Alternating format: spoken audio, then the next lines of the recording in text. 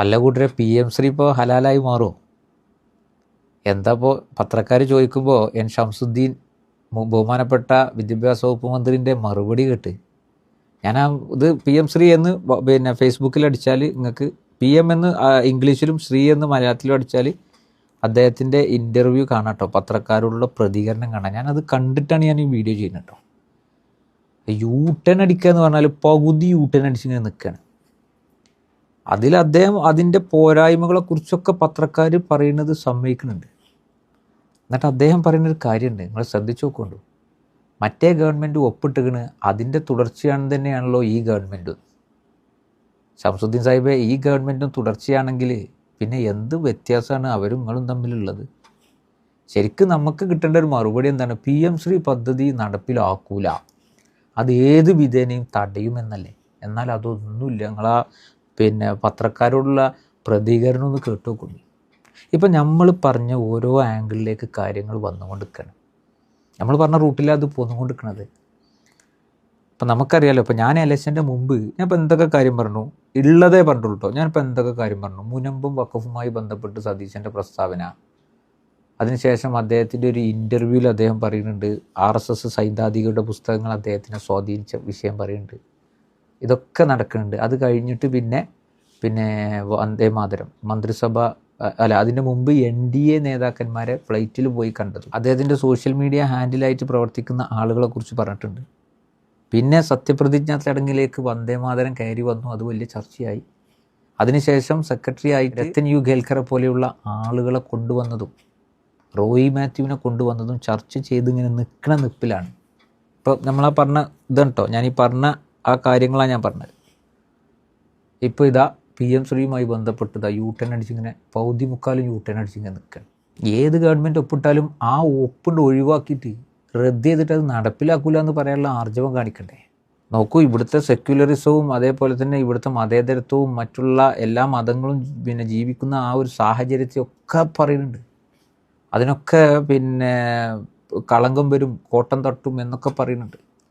ഗാന്ധിയും നെഹ്റുവും രാജ്യത്തിന് വേണ്ടി പോരാടിയ പല മഹാന്മാരായ ആളുകളും അവരുടെയൊക്കെ ചരിത്രങ്ങളെ എടുത്തൊഴിവാക്കുന്നു, പുതിയ ചരിത്രങ്ങൾ കൊണ്ടുവന്ന് കെട്ടിച്ചമച്ചുണ്ടാക്കി കൊണ്ടുവരും, വലിയ പദ്ധതിയാണ് ഇതൊക്കെ എന്നൊക്കെ പറഞ്ഞിട്ട് അവസാനം മൂപ്പര് പറയുന്നുണ്ട്, നിങ്ങളത് കേട്ടാൽ മനസ്സിലാവും. കോടിക്കണക്കിന് രൂപ, 1000-ന് മുകളിൽ കോടി, 1300-ഓളം വരുന്ന കോടി രൂപ. ഇവിടുത്തെ വിദ്യാഭ്യാസ വകുപ്പ് വളരെ പ്രയാസത്തിലാണ്.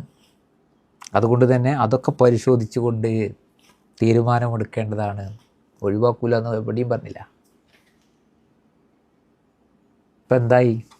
ഇപ്പം എന്താ കഥ? ആരാത് ഇനി ഇതൊക്കെ പരിശോധിച്ച് ആരാ ഇനി പ്രഖ്യാപിക്കാൻ പോണ അറിയോ? മുഖ്യമന്ത്രി VD സതീശൻ. പക്ഷെ ഒരു കാര്യം ഇതിൽ തീരുമാനമാവും കേട്ടോ, ഈ ഗവൺമെൻറ് ഏത് രൂപത്തിലാണ് മുന്നോട്ട് പോവുക എന്നുള്ളതിൻ്റെ ആദ്യപടി ഈ മതേതര കേരളം കാണും, ഈ കേരളത്തിലെ ജനസമൂഹം കാണും. അതിനുവേണ്ടി വെയിറ്റ് ചെയ്യാൻ നമ്മൾ ഈ വീഡിയോ നിങ്ങൾ പരമാവധി ഷെയർ ചെയ്ത് വെച്ചോളൂ. നമ്മൾ പറഞ്ഞ ഓരോ വിഷയങ്ങളും ഉള്ള വിഷയങ്ങളാണ്, ഉണ്ടാക്കിയെടുത്ത വിഷയങ്ങളല്ല. യൂട്ടേൺ അടിച്ചുകൊണ്ടിരിക്കുക. ജനങ്ങളോട് പറഞ്ഞതൊന്ന്, സമരം നടത്തിയതൊന്ന്. ഇപ്പം നോക്കൂ, രത്തൻ യു ഖേൽക്കറെ സെക്രട്ടറിയായി നിയമിച്ചപ്പോൾ അവിടെ ഇന്നലെ ഞാൻ പറഞ്ഞു ഒരു കാര്യം, ഈ രത്തൻ യു ഖേൽക്കറെ തിരഞ്ഞെടുപ്പ് ഓഫീസറെ വിശ്വാസമില്ല എന്ന് പറഞ്ഞിട്ടാണ് EVM മെഷീന് കാവൽ നിന്നത്. പിന്നെ എങ്ങനെ ഇത് ഈ കോലത്തിൽ വന്നത്? ചില പ്രത്യുപകാരങ്ങളാണ് എന്ന് പറയാൻ ഒരു മടിയില്ല. പശ്ചിമ ബംഗാളിൽ അതാണ് സംഭവിച്ചത്, കേരളത്തിലും അതാണ് സംഭവിച്ചത്. അപ്പോൾ ഇത് എവിടേക്കാണ് പോയിക്കൊണ്ടിരിക്കുന്നത്? ഇപ്പോൾ അതാ PM ശ്രീയിൽ എന്താണ്? യാതൊരു വിധത്തിലും പറഞ്ഞത് ഓർമ്മയില്ല, ജനങ്ങളുമായിട്ട് അതിനെതിരെ പ്രസ്താവന നടത്തിയത് ഓർമ്മയില്ല. മറ്റേ ഗവൺമെൻറ് അതിൽ ഒപ്പ് വെച്ചിട്ടുണ്ടെങ്കിൽ ആ ഒപ്പിനെ റദ്ദ് ചെയ്തുകൊണ്ട് അത് നടപ്പിലാക്കുക. എത്ര കോടി രൂപ കിട്ടിയാലും ഇത്തരം അജണ്ടകൾ ഈ കേരളത്തിൽ നടപ്പിലാക്കൂല എന്ന് ആർജവത്തോട് പറയാൻ എന്തേ ഇവർക്ക് കഴിയാതെ പോണ്? അപ്പോൾ ഇവരാർക്ക് വേണ്ടിയിട്ടാണ് ഈ ഭരണം നടത്തുന്നത്?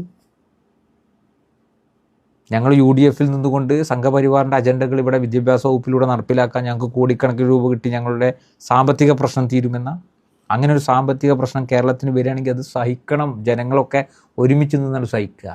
സംഘപരിവാരം അവരുടെ അജണ്ടകളെ കൃത്യമായി നടപ്പിലാക്കണം. നിങ്ങൾ ആലോചിച്ച് നോക്കൂ. വന്ദേ മാതരം മുഴുവനും വന്ന് പാടി മന്ത്രിമാരടക്കം സത്യപ്രതിജ്ഞാ ചടങ്ങിൽ എഴുന്നേറ്റ് നിന്ന് ആ കോലത്തിലാക്കി ഓലാണ്ട് പോയി.